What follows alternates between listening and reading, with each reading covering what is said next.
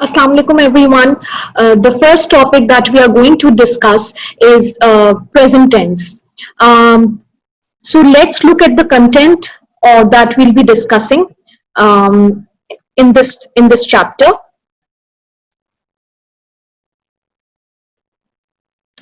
Okay, so this whole topic consists of 40 minutes and it will be further broken down into different parts.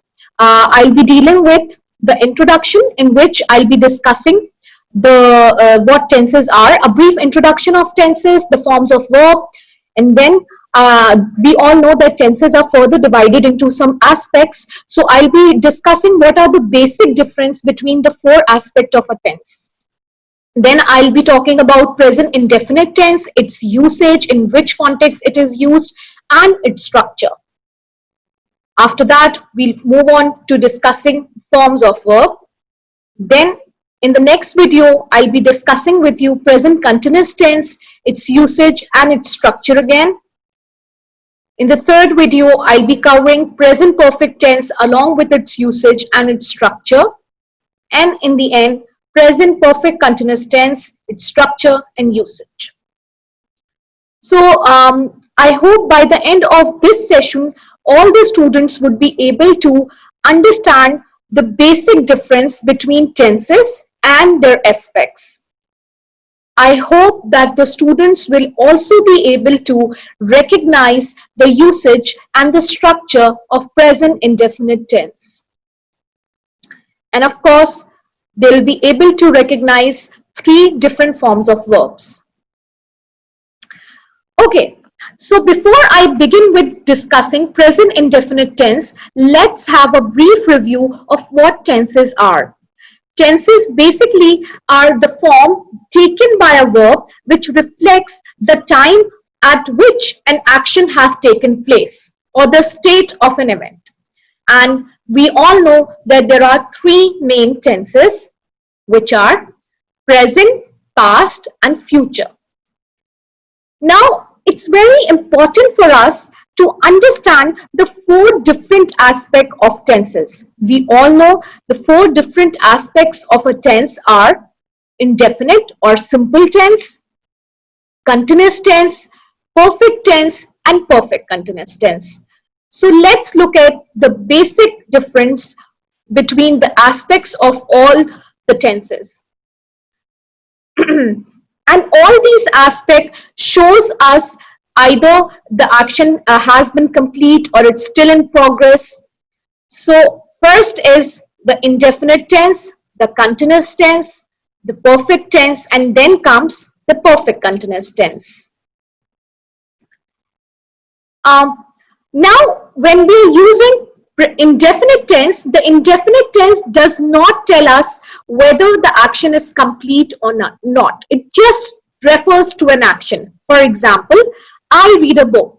Now I just read a book. It's my habit. It doesn't show if I'm still reading it, or it doesn't refer whether the action is complete or not. The continuous tense shows, it refers to the continuity of an action.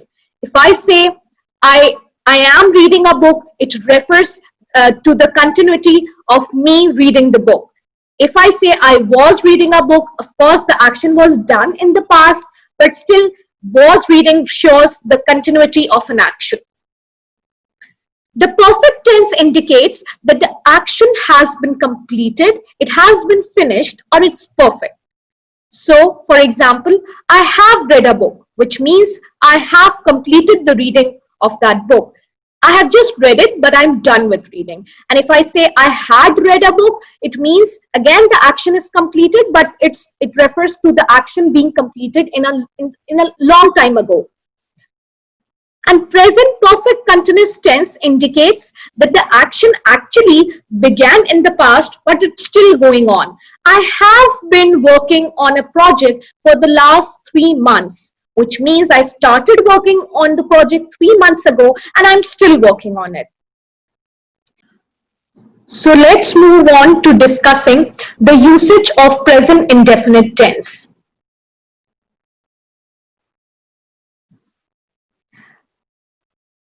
Now, the first usage of present indefinite tense is that we use present indefinite on simple present tense when we are referring to something that is generally or always true. For example, it snows in winter here. Now, it's a truth. It's a fact. So this is one of the basic usage of present indefinite tense. The other example could be 2 and 2 makes 4. Again, it's a basic mathematic calculation. It's a basic fact. The third example is sun rises in the east, and we all know that it's a universal truth. So this is the first usage of present indefinite tense. Now, again, let's move on to the second usage of present indefinite tense, which is referring to a situation which is more or less a permanent situation. For example, asking someone, where do you live? Now, again, where you live is sort of a permanent state. The second example is she works at a bank. Again, it's more or less a permanent state. The third example could be, I don't like mushrooms. Now, again, when we generally refer to our likes and dislikes, I don't like mushrooms, I like mangoes, I like apple juice. So we use present indefinite tense to refer to our likes and dislikes. The third usage of present indefinite tense is that we use present indefinite tense to refer to habits or things that we do in our everyday life. For example, I play tennis every weekend. This is a part of my routine. The second example could be, she wakes up 6 in the morning. It's her habit to wake up at 6 o'clock every morning. Or he goes to the school regularly. Going to school is a regular part of his everyday life. Now let's move on to understanding the structure of present indefinite tense, which is quite simple. For affirmative sentence, with affirmative we mean positive sentences, the structure is subject plus verb plus object. So for I, you, we and they, we use the first form of verb, main verb, without an S. So I play football, but he plays football. So it's very important to follow the subject verb agreement. Again, for negative sentences, structure remains the same and only do not or does not is added depending on the subject. So if the subject is I, the sentence would be, I do not play football. But if the subject is he, she or it, then it would be, she does not play football. In an interrogative sentence, again, the rest of the part of the sentence remains the same. We only use do or does at the beginning because it's a question. So do they play football or does she play football? So this was the basic sentence structure of present indefinite tense. Now, as we move on to studying the different forms of tenses, it's very important for us to know that there are three forms of verb. First form, which is known as present form, or second form, which is known as past form of the verb, or third form, which is known as past participle. So these are some of the few examples that I have come up with in order to help you understand that there are three different forms of verb. For example, kill, which is the first form, killed, second form, and kill, third form or past participle. Now, kill, look, open, all these three forms of verb are regular verb because their second and third form are simply made by adding an ed in the main verb. Whereas write has different second form and different third form. So it's an irregular verb. So write, wrote, written, or sing, sang, sung. Again, an irregular verb. Speak, spoke, spoken. Run, ran, run.